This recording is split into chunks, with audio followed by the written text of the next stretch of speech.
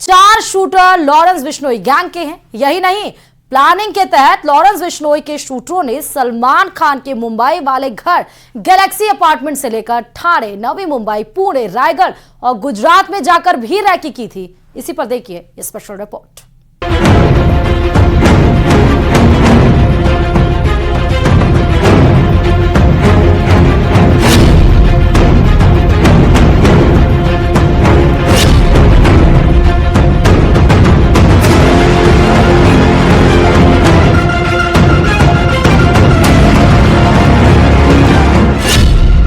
सलमान खान को जान से मारने की साजिश नाकाम।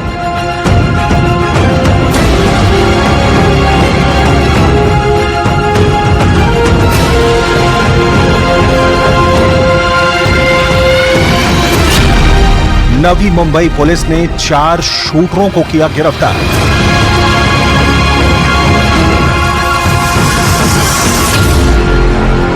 सलमान के पनवेल वाले फार्म हाउस के पास गिरफ्तारी।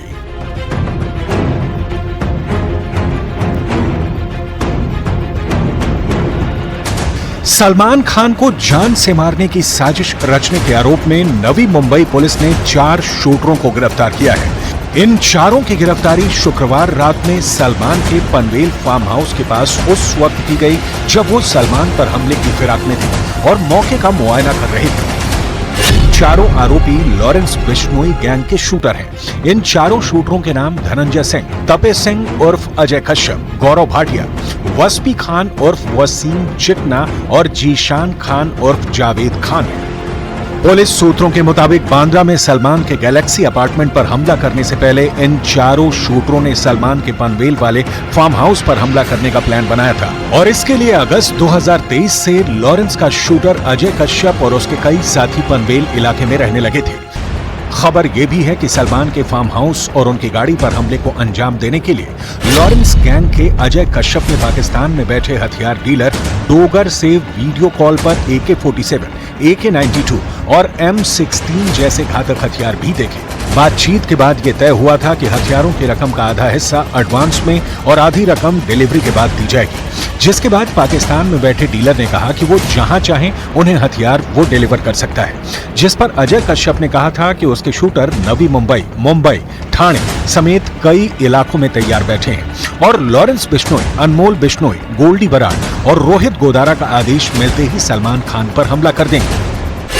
लॉरेंस बिश्नोई गैंग के प्लान के तहत पनवेल फार्म हाउस में सलमान को मारने के बाद सभी शूटरों को भागकर कन्याकुमारी पहुंचना था और वहां से शूटरों को अनमोल बिश्नोई श्रीलंका भेजने वाला था और श्रीलंका पहुंचने के बाद जिन शूटरों को सलमान खान को मारने की जिम्मेदारी थी उन्हें किसी और देश में भेजने की योजना थी।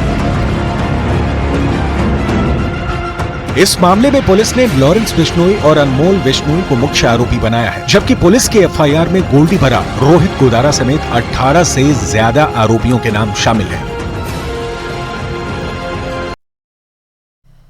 और अब चुनाव से अलग एक बेहद अहम खबर है। फिल्म अभिनेता सलमान खान को जान से मारने की बड़ी साजिश नाकाम हुई है। जानकारी के मुताबिक लॉरेंस बिश्नोई गैंग ने सलमान खान की गाड़ी और फार्म हाउस पर हमले का प्लान बनाया था और हमले में AK-47, AK-52 और M16 जैसे बड़े हथियारों के इस्तेमाल का भी प्लान था। देखिए इसी पर यह रिपोर्ट।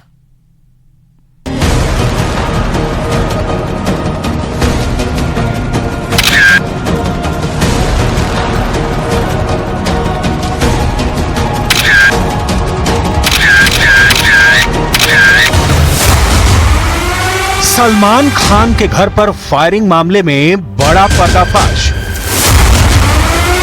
सलमान के फार्म हाउस और कार पर था हमले का प्लान। पाकिस्तान के खतरनाक हथियारों से थी हमले की योजना।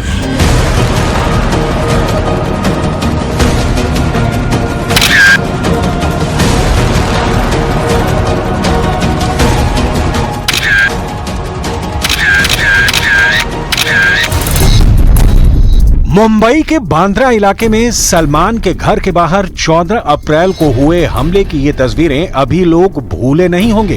आरोपियों ने सलमान के घर के बाहर गोली चलाई और फरार हो गए। इस हमले की जिम्मेदारी लॉरेंस बिश्नोई ने ली थी, जिसके बाद गोलीबारी करने वाले आरोपियों को गिरफ्तार कर लिया गया था। लेकिन फायरिंग में इस मामले में जो खबरें पुलिस की फाइलों से निकल कर आ रही हैं, वो चौंकाने वाली है, क्योंकि पुलिस की एफआईआर के मुताबिक लॉरेंस बिश्नोई गैंग का प्लान था सलमान की गाड़ी पर हमला करना या उनके फार्म हाउस पर धावा बोलना।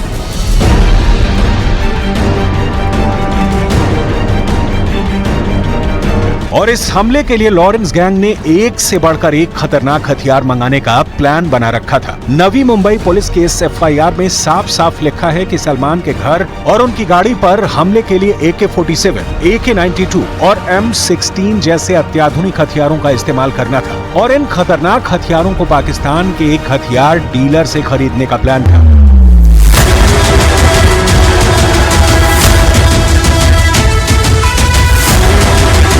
ये पूरी साजिश जेल में बंद लॉरेंस बिश्नोई ने अपने साथी गोल्डी बरार के साथ रची थी। पुलिस सूत्रों के मुताबिक लॉरेंस बिश्नोई गैंग ने खतरनाक हथियारों से सलमान खान की गाड़ी और उनके फार्म हाउस पर हमले का प्लान दोनों शूटरों की गिरफ्तारी से पहले बनाया था। इस बीच मुंबई पुलिस को मिली रिपोर्ट से एक और जानकारी सामने आई है, जिसमें यह पता चला कि सलमान के घर पर शूटर सागर पाल और विकी गुप्ता ने देसी पिस्तौल से फायरिंग की थी। हालांकि इस मामले में पुलिस तफसील से पड़ताल कर रही है और आरोपियों की गिरफ्तारियां की जा रही हैं।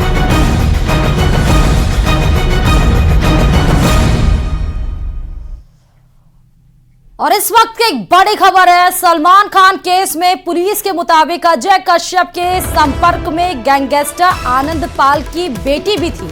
यानी कि पुलिस ने यह भी आशंका जताई है कि चारों सोशल मीडिया पर जुड़े अपने फॉलोअर्स का भी इस हत्या को अंजाम देने में इस्तेमाल कर सकते थे। आनंद पाल की बेटी चरणजीत भी संपर्क में बताई जा रही है। आरोपियों के बीच कोऑर्डिनेटर की भूमिका निभाने वाला अजय कश्यप है। अजय हथियारों की स्मगलिंग में ही शामिल था। पाकिस्तान से जुड़े एंगल की भी जांच की जा रही है। सुखदेव सिंह गोगामेडी की हत्या में जहां पर ये निकल कर आया था आनंद पाल और उसकी बेटी का एक वीडियो भी वायरल हुआ था चरणजीत का। अब ये बताया जा रहा है कि अजय कश्यप के संपर्क में आनंद पाल की बेटी चरणजीत का भी नाम आ रहा है। बताया जा रहा है उसके भी संपर्क में थी। पाकिस्तान से जितने भी एंगल इसमें जुड़े हुए हैं उन सब की जांच की जा रही है। कल 4 लोगों की गिरफ्तारी भी हुई है। लॉरेंस बिश्नोई ने जिस तरह प्लान बिछाया था, 50 से 60 लोगों को उतारा गया था। कुछ लोगों को रैकी करने के लिए, कुछ लोगों को मारने की प्लानिंग पूरी रची गई थी। लेकिन उस बीच में ये बड़ी खबर पुलिस ने बताई है। और पाकिस्तान के प्रधानमंत्री शहबाज शरीफ 4 जून को चीन जा रहे हैं। बीजिंग में शहबाज शरीफ की मुलाकात चीन के राष्ट्रपति शी जिनपिंग से होगी। इस मुलाकात को लेकर यह कहा जा रहा है कि पाकिस्तान को बचाने के लिए चीन से दरख्वास्त की जाएगी कि कुछ और मदद करे। पाकिस्तान पहले से ही कर्ज के बोझ से दबा है। चीन शहबाज को अब आगे क्या मदद करेंगे, इस पर पूरी दुनिया की नजर होगी। देखिए रिपोर्ट।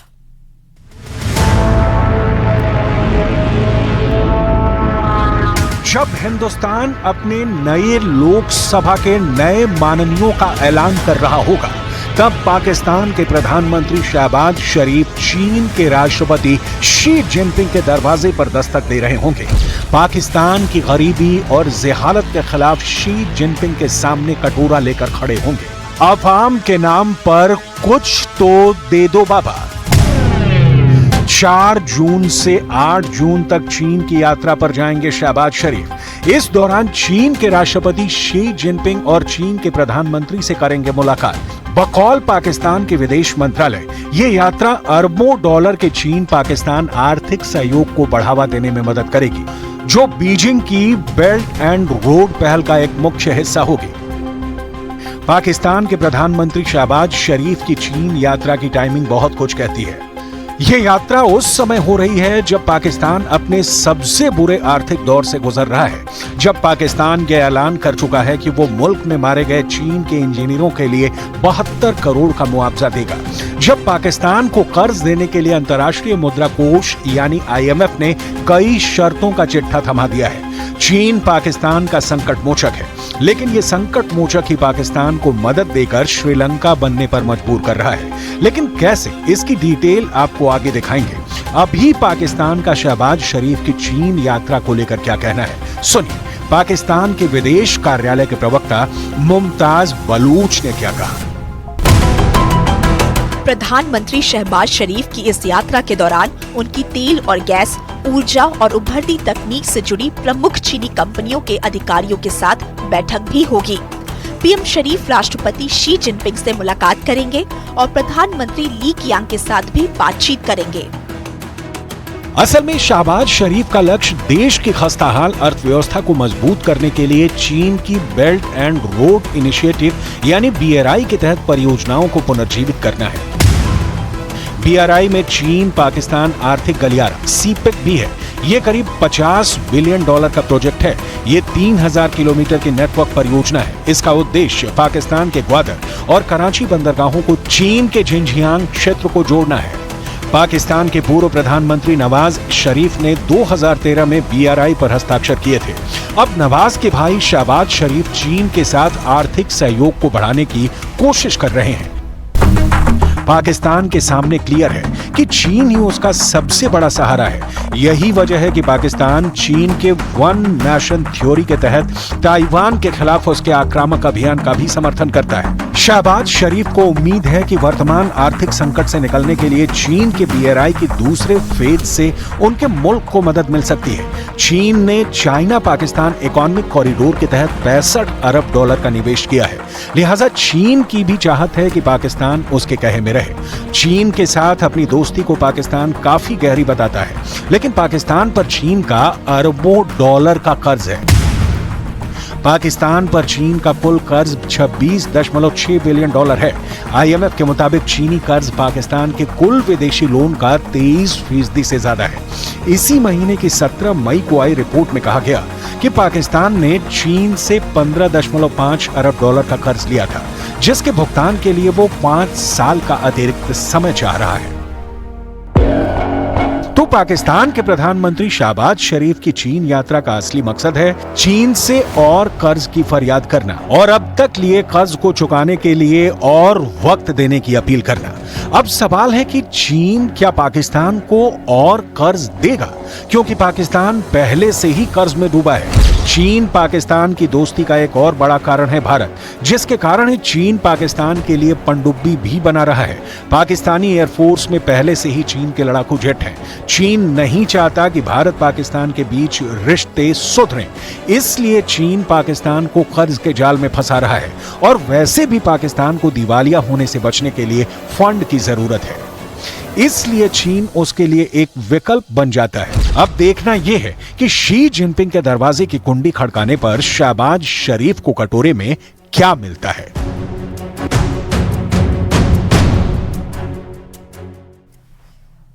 और अब बात यूक्रेन की करते हैं स्पेशल रिपोर्ट में, क्योंकि यूक्रेन के दूसरे सबसे बड़े शहर खार्किव पर कब्जे की लड़ाई सबसे भीषण दौर में पहुंच चुकी है। रूस की मिसाइलों ने खार्किव का समूल नाश करना शुरू कर दिया है। इन हमलों का शिकार सिर्फ यूक्रेन की फौज नहीं हो रही है, बल्कि रूस की ओर से रिहायशी इलाकों को भी टारगेट किया जा रहा है। खार्किव के सुपरमार्केट पर रूस की बमबारी में 14 से ज्यादा लोगों की मौत हो गई, 65 से ज्यादा लोग जख्मी हो गए। देखिए रिपोर्ट। तस्वीरें भयावह हैं। बमों की गूंज इतनी दूर और देर तक सुनाई देती रही कि लोगों के कान सुन्न हो गए। एक के बाद एक गिरे बम्बों ने तबाही मचा दी। आसमान काले धुएं से पट गया। अफरा तफरी मच गई। लेकिन कितने भागते? अब तक जो यूक्रेन की ओर से जो रिपोर्ट दी गई है, उसके मुताबिक 14 से ज्यादा लोगों की मौत हो चुकी है। 40 से ज्यादा लोग घायल हैं। फायर ब्रिगेड फुल मोड में एक्टिव है। हाल के दिनों में रिहायशी इलाकों में किया गया यह रूस का सबसे बड़ा हमला है। हमले की डिटेल देखने से पहले इसकी लोकेशन समझिए और रूस ने इसी जगह हमला क्यों किया, इसे भी जान लीजिए। रूस यूक्रेन सीमा से सिर्फ 40 किलोमीटर दूर खार्किव का सुपरमार्केट। शनिवार यानी छुट्टी का दिन था। युद्ध से हलकान देश यूक्रेन के लोग बड़ी तादाद में सुपरमार्केट पहुंचे थे। लेकिन तभी आसमान से बम बरसने शुरू हो गए। देखते ही देखते पूरा सुपरमार्केट धू धू कर जल उठा। ध्यान देने वाली बात यह है कि रूस ने अब तक इस हमले की पुष्टि नहीं की है। वैसे भी रूस हमेशा से रिहायशी इलाकों पर हमले का आरोप को नकारता रहा है, लेकिन तस्वीरें इसके उलट कहानी बयां कर रही हैं। 48 घंटे में रूस का खार्किव पर यह दूसरा बड़ा हमला है। 10 मई को खार्किव के खिलाफ रूस के अभियान में अब तक 100 से ज्यादा लोगों की मौत हो चुकी है। 165 से ज्यादा लोग घायल हो चुके हैं। यूक्रेन के राष्ट्रपति वोलोदिमीर ज़ेलेंस्की ने इस घटना को रूस की नीच हरकत करार दिया है। ज़ेलेंस्की ने वीडियो संदेश में जो कहा, आप भी सुनिए। Дорогі українці, українки, зараз були перші доповіді щодо Харкова, удари по місту, по очевидному цивільному об'єкту, по торговельному центру, будівельному гіпермаркету. Субота – день, один з найбільших центрів. Всередині були. Багато було працівників та відвідувачі були. Зараз пожежа на всій території, туди прибули усі необхідні служби, ДСНС України, медичні служби, місцева влада, поліція, всі борються. खार्किव रूस के लिए रणनीतिक रूप से बहुत अहम है। युद्ध शुरू होने के कुछ महीनों बाद ही रूस ने खार्किव पर कब्जा कर लिया था, लेकिन ज़ेलेंस्की की फौज ने फाइट बैक किया और रूस की फौज को पीछे हटना पड़ा। 2 साल पहले हुए युद्ध में यह पुतिन की सबसे बड़ी हार में शामिल था। रूस तभी से खार्किव के खिलाफ मोर्चा खोले हुए है। अब रूस ने हमले की रफ्तार कई गुना बढ़ा दी है। 10 मई को रूस की सेना खार्किव में 1 किलोमीटर तक अंदर घुस गई। इसके बाद ज़ेलेंस्की ने सेना से यूक्रेनी लोगों को बाहर निकालने का आदेश दे दिया। साथ ही ज़ेलेंस्की ने सभी रिजर्व सैनिकों को वापस बुला लिया ताकि खार्किव में सेना की ताकत कम न पड़े। दूसरी ओर 2022 में मिली हार के बाद रूस का प्लान है कि वो हर हाल में खार्किव पर जीत हासिल करे। रूस ने खार्किव के खिलाफ मोर्चा उस वक्त खोला है जब यूक्रेन हथियारों की कमी का सामना कर रहा है। पश्चिमी देशों से मिलने वाले हथियार रूस की सेना को रोक पाने में संख्या के लिहाज से कम पड़ रहे हैं। ज़ेलेंस्की बार बार ये दोहरा रहे हैं कि उन्हें पश्चिमी देशों से उस अनुपात में मदद नहीं मिल रही है जितना कि उन्हें चाहिए। दूसरे शब्दों में कहा जाए तो रूस पर आक्रमण करके कब्जाई जमीन को वापस हासिल करने के ज़ेलेंस्की के पास जो हथियार हैं वो काफी नहीं है। यूक्रेन ने हाल ही में अमेरिका से मिलने वाले हथियारों में हुई देरी का भी हवाला दिया है। अब ज़ेलेंस्की वही बात फिर कह रहे हैं। Коли ми говоримо лідерам світу, що Україні потрібно достатньо захисту ППО, коли ми говоримо, що потрібна реальна рішучість для дозволу захищати життя наших людей саме так, як це буде ефективно, щоб російські терористи не могли навіть наблизитись до наших кордонів. Ми говоримо про те, як буквально не допустити подібних терористичних ударів. ज़ेलेंस्की को नेटो ने जितने हथियार देने का ऐलान किया है, क्या यूक्रेन को उतने हथियारों की सप्लाई हुई? इसकी डिटेल आपको आगे दिखाएंगे। उससे पहले इसका जवाब जानना बहुत जरूरी है कि रूस खार्किव को ही टारगेट क्यों कर रहा है। रूस की ओर से खार्किव को टारगेट बनाने के कई कारण बताए जा रहे हैं। पहली वजह, राजधानी कीव के बाद खार्किव यूक्रेन का दूसरा सबसे बड़ा शहर है। दूसरी वजह, ये रूस के बॉर्डर से 40 किलोमीटर है। ऐसे में खार्किव हमला करना ज्यादा आसान है।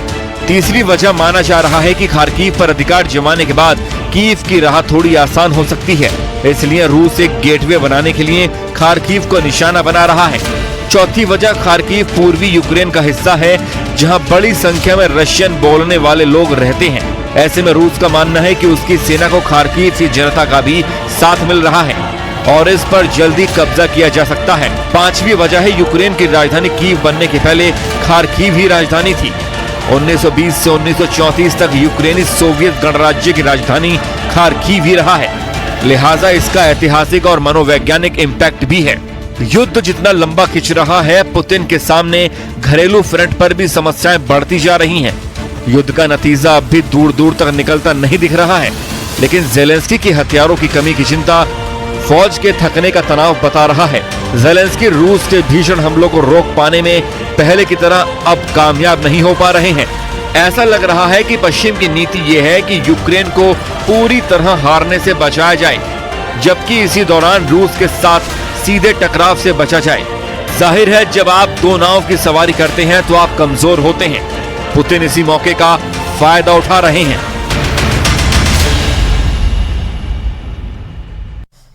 और इस बीच में डीग से बड़ी खबर यह आ रही है कि पुलिस और गौ तस्करों में मुठभेड़ हुई है। दरअसल पहाड़ी थाना इलाके में पुलिस और गौ तस्करों के बीच ये मुठभेड़ को अंजाम दिया गया है, जिसमें गौ तस्करों को पकड़ने के लिए पुलिस ने दबिश दी थी। तभी गौ तस्करों ने पुलिस पर हमला कर दिया और इस पर ताबड़तोड़ फायरिंग की गई है। जवाबी कार्रवाई में पुलिस ने फायरिंग की है।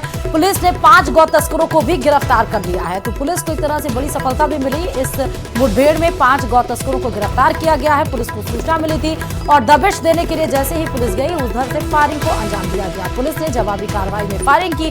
दोनों के मुठभेड़ में गौ तस्करों और पुलिस के बीच मुठभेड़ में 5 लोगों की गिरफ्तारी भी हो चुकी है। ठीक से ये बड़ी खबर है। पहाड़ी थाना इलाके में पुलिस और गौ तस्करों के बीच मुठभेड़ है। ज्यादा जानकारी के लिए संवाददाता दीपक हमारे साथ जुड़े हैं। दीपक, पुलिस और गौ तस्करों के बीच में मुठभेड़ का ये मसला है, क्या जानकारी? देखिए, बिल्कुल ये डीग जिले के पहाड़ी थाना इलाके का मामला है, जहां मुखबिर की सूचना पर गौ तस्करों को पकड़ने के लिए पुलिस ने दबिश दी थी और इसी दौरान गौ तस्करों ने पुलिस को देखते ही ताबड़तोड़ फायरिंग शुरू कर दी। जवाबी कार्रवाई में पुलिस ने भी फायरिंग की। दोनों तरफ से मुठभेड़ हुई और इसमें जानकारी ये मिल रही है कि 5 गौ तस्करों को गिरफ्तार किया गया है। गंभीर हालत में उनका इलाज है वो चल रहा है और गौ तस्करी की जिस तरह से जो घटनाएं लगातार सामने आ रही थी, उसको देखते हुए ये एक्शन पुलिस द्वारा लिया गया, जिस ये रात में पहाड़ी थाना इलाके में इस कार्रवाई को अंजाम दिया गया है। लेकिन सबसे बड़ी बात ये है कि जो डीग जिला है, वहां एक अलग से फोर्स बनाई गई है गौ तस्करी के जो गौ तस्कर है उनकी।